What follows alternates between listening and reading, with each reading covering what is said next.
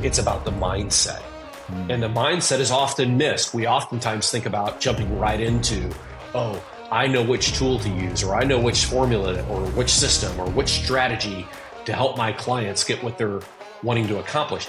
All of that is very important, but the actual mindset of the confidence level or the can-do attitude, I like to refer to it as operating in the gain, not in the gap. Welcome to 5 Minutes, your quick dive into the wide-ranging world of insurance, technology, and leadership. I'm Miguel Edwards, and I'll be your guide as we explore these topics that are transforming not just the insurance industry, but the business world at large. Along with sharing observations I've made over the span of my career in insurance, technology, and operations, I'll be chatting with some of the brightest minds in business and leadership. Whether you're a seasoned executive or a rising star, an industry expert, or just curious about how technology is revolutionizing insurance, this is your perfect spot for your weekly dose of insights. This is 5 Minutes. I think about the day we met, and I remember being in Iowa. This was back when I was at Allstate. I was very, very involved in the Global Insurance Accelerator based in Des Moines, and we just got all introduced. And you were doing some really, really fascinating stuff. Specifically around Denim Labs, Denim Social. I figured that'd be a really good place to start. Where we met and kind of how you got into that piece. And please also too feel free to weave in some other history from your career, because I think one of the things as we get into this that our audience is going to want to know is what exactly are some of the things that makes an insurance carrier executive transition into an entrepreneur. And in fact, something I want to know about, right? Because I'm on that same journey. So let's go back to that day in Iowa when we first met. Thank you for the invitation. Wonderful to be on this show with you. So I appreciate you and the invitation and the opportunity to be with you today. And hopefully through this conversation, there'll be just a couple of nuggets that I'll impart. I think typically, right, the teacher learns more than the students. And so that's probably me in this case. I'll learn a lot more than I'm able to impart. But you're exactly right. Back in the day, I think it was probably, I'm going to guess, around 2017 or 2018. Sounds right. In that time frame, I was building an insurtech startup, one of the OG insurtech startups, as I like to say. I founded Denim out of my home here in the Des Moines Metro back in 2015. Raised some capital, built a team, had an office in the downtown business district, and like you, was a mentor for many years at the Global Insurance Accelerator. And so I had come out of, about an 18, 20-year track record of moving from a couple of different carriers around the country in various corporate marketing roles. And so I'd been vice president of marketing, strategic marketing at Pacific Life, based in Southern California. We then relocated to Des Moines, Iowa Metro. I became the senior VP and chief marketing officer for the largest indexed annuity writer in the country, and that's Athene, previously Aviva, of course. And then had this brainchild to become an entrepreneur. And in 2015, took that leap. I call it the break-free leap out of corporate. And we'll get into that, I'm sure, a little bit later. But sure. Started Denim, and then you were gracious enough to come out to Des Moines on an October day around 2017 or 2018 to participate in a summit that we were doing, a conference, a one-day conference called Denim Summit. And some of your listeners hopefully remember those days when we put those Denim Summit events on out here in Des Moines. And we loved having a community of people, roughly 100 folks usually, that would come out, carrier representatives, technology people, innovation, etc. And I recall you were on stage with some others sharing your thoughts from, kind of your perspective in the industry and the Allstate perspective as well. So exciting times. Nowadays, I've since, I'm going on 9 years, I guess, being out of the corporate world. And we'll get into more about the details of kind of my entrepreneurial track, but that's how it all got going back in the day.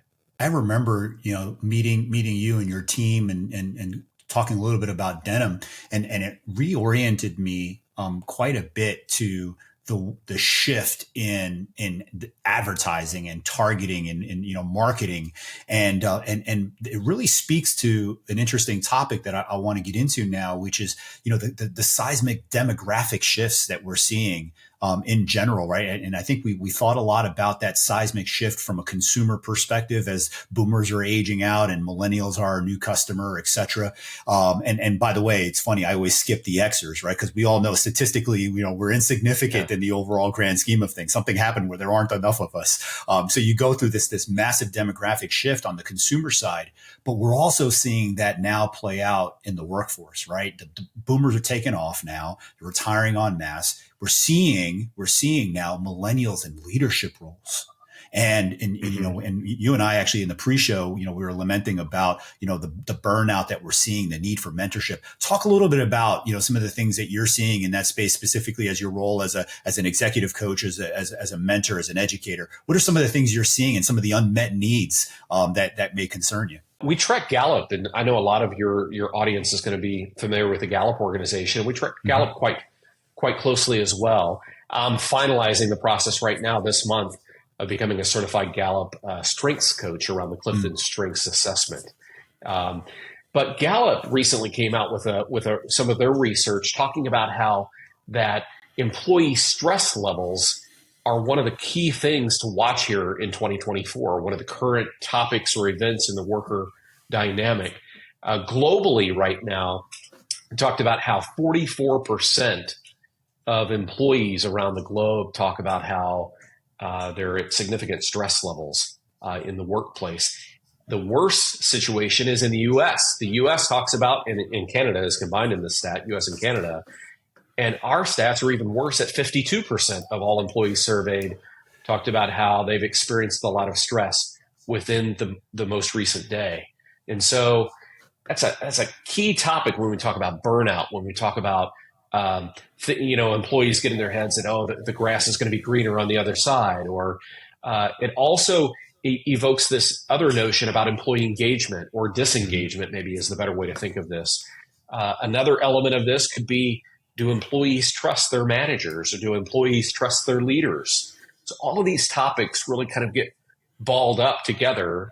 I might say, because I'm looking out my office window here at roughly a couple of feet of snow on the ground. Maybe we put these all packaged tightly into a nice tight snowball, and that might hurt. That could have drastic implications on how employers go, not just this year but beyond, right? And so these are topics that I think insurance companies, but employers at large have to be focused on.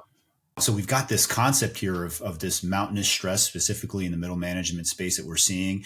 And then you add to that all that we're seeing in the news around the layoffs, these tech companies laying off people in droves. And it's funny, one of the things that I think a lot about is, this kind of this whipsawing that we do. I was a beneficiary in 2020 of all of the free money and investments that we got, when money was essentially free, interest rates at zero, whatever, all this capital investment. And then we get to these hard times. And then now companies are saying, oh my gosh, that's all now amortizing. What do we do? Expense cuts. And so now here we are. And so now it's that's an interesting concept where we've got a combination of stress, which probably isn't helped much by, this notion of, am I going to have my job next week, looming on top of that. And so now we've got a scenario where folks are having to reinvent themselves. And I'm thinking about my own story in that very space where I've got to reinvent myself. And I think I'm probably in that stress category, right? There's got to be a better way. I've got to be able to earn a living and make a difference without being shackled by enormous stress. And then here, I think, is where you come in and you fill in an enormous gap. How do you bridge that transition from being a corporate Joe and taking the leap?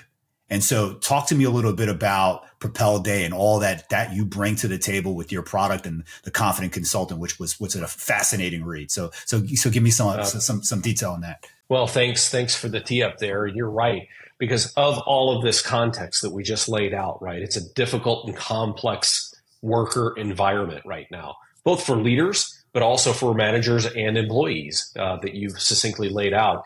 And so we've created Propel Day. Our mission is to help business leaders, entrepreneurial consultants, and fractional executives to do their best work and live their best life, right? So it's not one or the other, it's both and do their best work and live their best life. How do we do that? we do that through three things. Number one, education. Number two is community. And number three is executive coaching. And so I've talked a little bit about executive coaching. It's a pretty traditional model, kind of a one-to-one executive coaching experience. This notion of being a Gallup certified strengths coach and leveraging the Gallup organization's Clifton Strengths 34 assessment and a lot of that activity is what we do there. We do that for carriers. We have some carrier clients currently and other industries as well, other types of mid and large companies typically. On the education side of what we do, we provide and build digital courses or online courses that are accessible and for sale by the public at large to be able to learn various topics. You mentioned our confident consultant assets that we're putting forward. And so in February, we'll be launching the Confident Consultant digital course. And this will be a 5-module, roughly, digital course to help those who are what we call fractional curious, or they are consultant curious. And maybe they're still working in a corporate environment, but they distrust their employer. They think there's a better path. They'd rather work on their own objectives rather than someone else's objectives. And they're thinking about taking that break-free leap, that leap into the entrepreneurial consultant or fractional executive realm. And this course is designed for both folks like that, plus folks who have recently become an entrepreneurial consultant or independent consultant or a fractional executive on their own. And so there's kind of that early stage of being on their own type of course here. So we're excited about that. We've recently put out a free new resource. It's a PDF download that people can grab as well. I'll tee that up at the end, but it is called the Confident Consultant Checklist. And it is a thorough, several 5-page long document that kind of walks you from A to Z through the different steps or the checklist needed to consider thinking about making that ultimate decision to leave the life of corporate and go the life of a business owner, of an entrepreneur as a consultant or a fractional exec. So we're excited about all of that.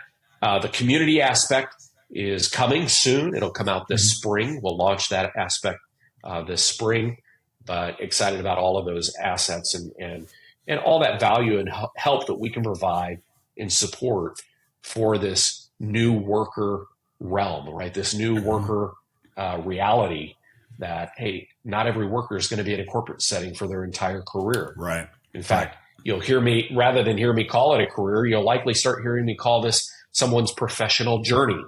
And my professional journey, your professional journey mimic this, right? We were in a traditional corporate setting for many, many years, got to executive level stature or positions.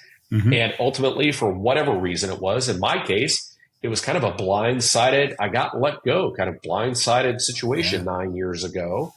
And here I am. And I've been an entrepreneur ever since.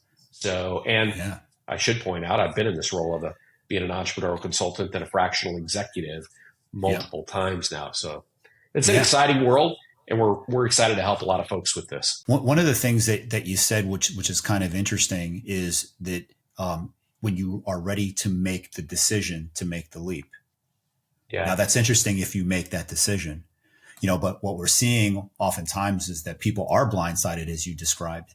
And what ensues oftentimes is a crisis of confidence.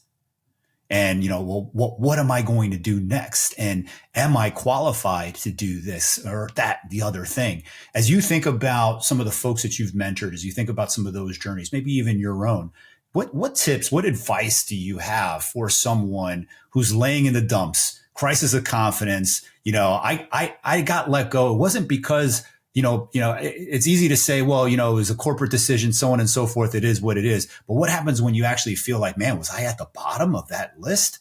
And, was I really thought of that point? What advice, what counsel do you have to a really strong professional that has their confidence rocked all of a sudden by a blindsided move like that, and they have to pick themselves up and do something brave? Such a great tee up and such a great question. And it's where we start the entire conversation with folks. It's about the mindset. And the mindset is often missed. We oftentimes think about jumping right into, oh, I know which tool to use, or I know which formula or which system or which strategy to help my clients get what they're wanting to accomplish. All of that is very important. But the actual mindset of the confidence level or the can-do attitude, I like to refer to it as operating in the gain, not in the gap. And this is a concept that I've borrowed from an author named Dan Sullivan and Dr. Hardy. And this concept of operating in the gain says, hey, look, we should look backwards and measure our progress based on where we have been and where we have come from.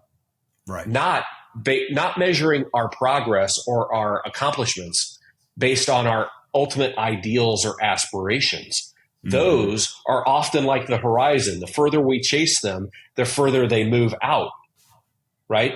So if we measure our progress based on where we have come from, kind of a backwards view, we've gone from 0 to 20. And maybe our ideal and our aspiration is out here at 30 or 40. But we have still made significant progress. Instead, what we often do as humans, we say, hey, we started at 0 and our ideal is out here at 30 or 40, and I only achieved, and I'm only at 20, I'm losing. Right. And losing ends up in here as a defeatist mentality. Yeah. And it sucks the life out of all of us. This concept of operating in the gain, that in fact, in that equation that I just laid out, in fact, we had actually gained 20 steps, right? We've gone from 0 to 20. We recognize that our aspiration is to get to 30 or 40 eventually, but we should be confident and we should feel good and we should be happy with the progress made. And so these types of, I don't know, I'll lightly phrase them as psychology, right, of being an entrepreneur, are those types of tools that we help teach and educate folks around not just the craft of being an independent consultant or a fractional executive. We certainly do that, the how to do this, but also the mindset. And that's where we often we start there. We talk about mindset. We talk a lot about the freedoms and the flexibility and the happiness and the fulfillment that being in this entrepreneurial consultant or fractional executive realm provides people that maybe the corporate, more 9-to-5 world did not offer. I want to share with you what just painted in my mind as you were kind of going through that and maybe just get your reaction. But I guess up until I made my transition, I failed to think about my corporate job as a stage toward a broader career. And instead, I kind of thought of my corporate job as my life. I was defined by my corporate job, the position I held, and I viewed it as the kind of the totality of my entire career life, as opposed to looking at it as a stage and an opportunity to get from 0 to 20, as you just mentioned, which was the critical mass that I needed to then break out and do something different to then get to 30 and 40. I needed Take that the break-free leap. Yes, exactly. So you just painted an amazing picture for me. And dude, where were you when I was making my transition? Right. I mean, and by the way, I mean, I think for me, the punchline is for folks that are in transition, they need to find that mentor that can talk them through this, because there's no amount of self-reflection, I believe, that without the right voices around you and support around you can help you. Right. And you'll stew indefinitely. And so, that's kind of how I've put all this together in my mind based off of what you said. 0 to 20. And by the way, I would be worthless as a consultant without that 0 to 20. I wouldn't know anything. I would have no experience. Right. That's the experience. That's the expertise. That's the network of other individuals and people, all of that put together. There's one other quick concept on this notion, which is this doesn't just relate to our professional realm, right? This relates to our families, our children, our friends, our networks, that operating in the gain is an optimist, a glass half full point of view, right? Operating in the gap is saying, hey, look, I've fallen short. I'm no good. I'm a loser, whatever that self-talk is that enters our heads. And so catching ourselves, look, it happens to me, it happens to all of us. But we try to minimize, and we coach folks to minimize the amount of time that they're spending in the gap. And instead, asking ourselves an important question. And here's the question. When we are faced with a negative situation, an outcome that didn't go our way, we should, or maybe it was a situation where the plan didn't go according to plan. Mm-hmm. We should stop and mentally ask ourselves, what does this situation make possible that otherwise would not have been possible? I'll give you just a kind of this is a real life example. This morning, there's a Panera, coffee shop not too far from where we live. And this morning I had a 9 a.m. meeting scheduled to go over there and meet someone, a business person, and also a pastor over at this coffee shop.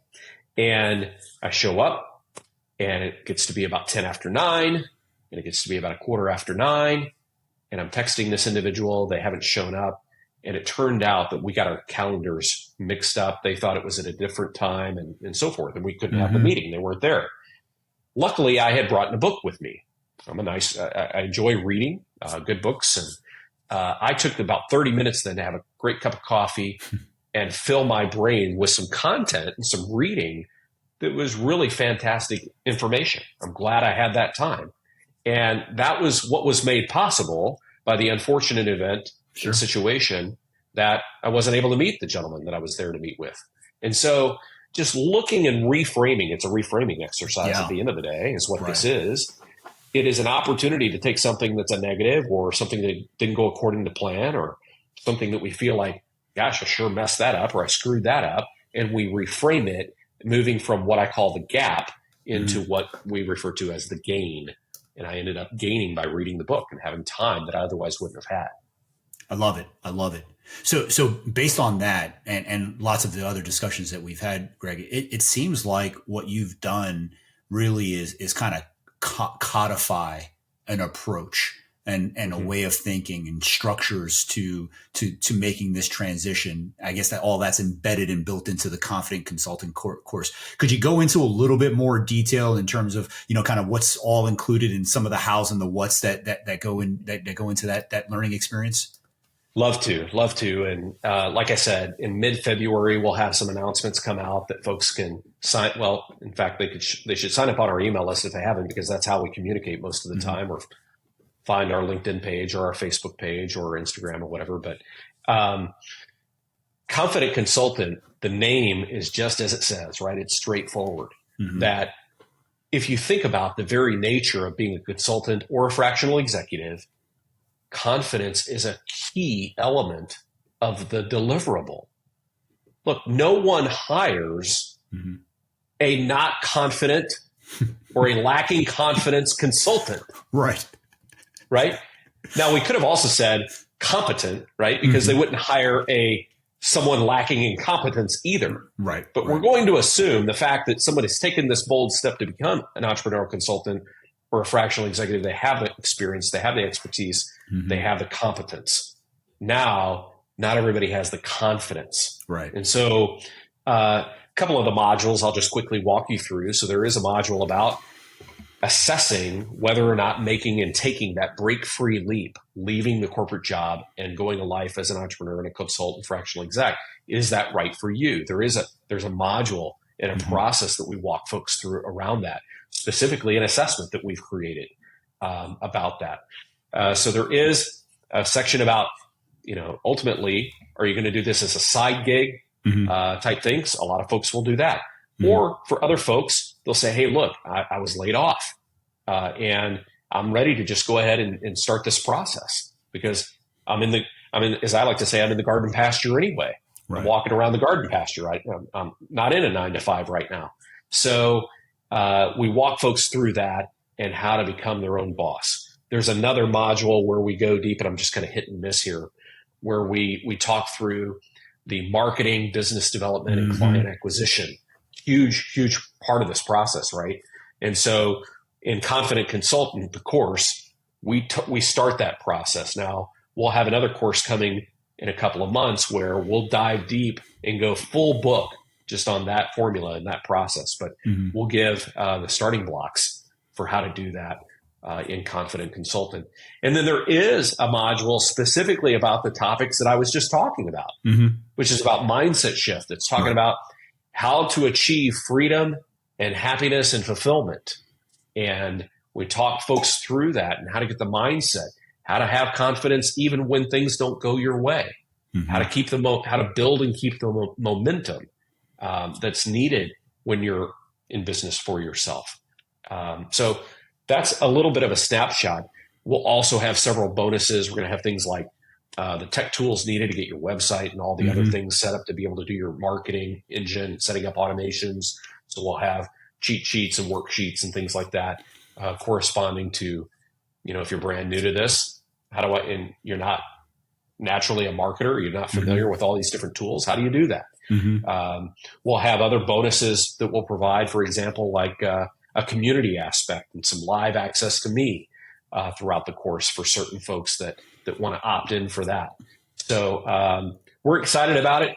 The course will be live on February 26th, but we're going to run a 10-day pre-sale or just think of it as a online open cart for about 10 days prior to February 26th.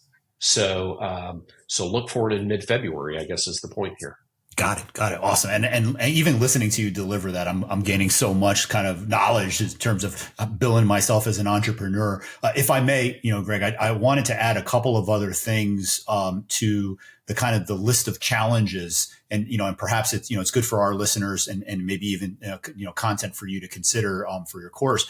But if it's not already there, of course, one of the challenges, love your reaction to this, that I faced is when I took my leap and I'm still getting tempting calls by the recruiters. Hey, why don't you come be the CIO of this company? And why not try this out? And it was kind of interesting because there's this dichotomous thought process. One side of it says, dang, a paycheck would be really nice right now while I'm kind of sitting here counting the money and, how long is this going to last, so on and so forth. But then on the other side is, what the heck is going to be different with that role? What is the CIO of another insurance company really going to feel like that's going to be materially different than my past two CIO roles? And is that going to somehow give me what has been missing? And you keep saying freedom. You keep saying that. And it's funny. I've got an idea of what that means for me. What does that mean for you and your clients when you talk about this freedom of being a consultant and entrepreneurship? Because that's a dynamic. It's hard to put a value on it until you have it. That's right. Boy, it's so well said that you just teed that up that way, because I equate freedom then translate to happiness. Okay. And so if in our professional journey, look, fulfillment and happiness are goals, right? Those are aspirations that I have, that if in my professional career journey, I can figure out happiness and fulfillment. Fulfillment is around the work itself, right? Like, hey, I feel like I'm doing a good job, and right. I've got great feedback from clients or customers or whatever that is. And happiness then is translated back to ultimately, though, the freedom to be able to do things like work with the people that I choose to work with, but not work with the people I don't choose to work with. Oh, yeah. Right? In the corporate world, in the 9-to-5 world, we don't choose who. Now, granted, like the roles you've been in and the roles I've been in the past, we can hire and so forth but for the majority of folks, that's not the case. Right. So work with the people. We call that people freedom. There's this notion of legacy freedom. You have children, I have children. And legacy freedom is this concept that we talk about, which is what legacy do we want to leave those who are after us and our children, our family? And do we want to leave a legacy that where in my past, I'm sure it's not unlike your past, where when my children were small, I was a corporate executive. I was kind of a rising corporate executive star, and I did not spend a lot of time at home. That's right. I was based out of Southern California for a period of that time, and I traveled the country, and I was on a lot of airplanes. And they saw Dad as being someone who went to the airport with a suitcase and, and flew to, the Midwest or the East Coast or wherever I was going. And then 3 or 4 or 5 days later came back home. Right. And we got to spend some time on the weekends. Now, legacy freedom looks a lot different. Right. My office right here is in my home. And so when my in fact, here in a few minutes, I'll go pick my children up from school today. Now I have a 16-year-old and he is driving now. He has a vehicle, but there's 2 feet of snow on the ground. And so I said, it's probably best that you get dad's 4-wheel drive to come pick you up. Yeah. But those are some of the freedoms, right? That legacy freedom looks a lot different now that they see dad for the last 9 years as an entrepreneur, helping other businesses and helping other individuals to accelerate and elevate their own professional journey. Yep. And so looks a lot different than the 9-to-5 world. So those are 2 of, there's actually 5 different freedoms that I can kind of walk through, but those are a couple of them that I would highlight. I love that, Greg. And it's funny. I just had this experience a couple of weeks ago where I had somebody call me up and asked me if I could consult on a job. And it's funny because I turned it down, not because I didn't want to work with this individual, but it's just not my core. And it's just not what I do. And it was really interesting when I got off that call, I realized, man, I just said no. I don't, like, I can't remember kind of like in my employed life, when I was able to say no and not deal with some repercussion, that type of thing. Totally. It's a very, very liberating feeling. And, at the end of the day, I could have done what they asked me to do. But I felt like it would have stretched me too much. I would have had to learn a lot about that particular topic. And in this particular phase where I've got so much knowledge and something I do know about and I do enjoy doing, let me focus there. Let me focus on my core competency. So really interesting point. Yeah. One additional thought on this is that back to your original question about how do you interact when you get the inbound call, somebody, a recruiter or an employee, a potential employer saying, hey, look, we'd like you to come be our CIO. Right. How do you react? Well, number one, I think the decision is important, right? When you make the break-free leap and you make that decision that, look, no, this is going to in fact be my new path. Make sure you're solid on that. Now, it's not to say that you never, you can't ever do something else, but use that as an opportunity. If you're in fact thinking of yourself and you're going to be a consultant or fractional executive, would they be open to, if they really want you? Yeah. Maybe they just say, hey, look, yeah, we would love to do a 6-month or a 12-month long engagement with you and have you on a 1099 basis as a consultant or a fractional exec, as compared to as a W-2 full-time executive. And so turn it from, hey, they want me as an employee into, hey, I'd love for you to be one of my clients. And I love that.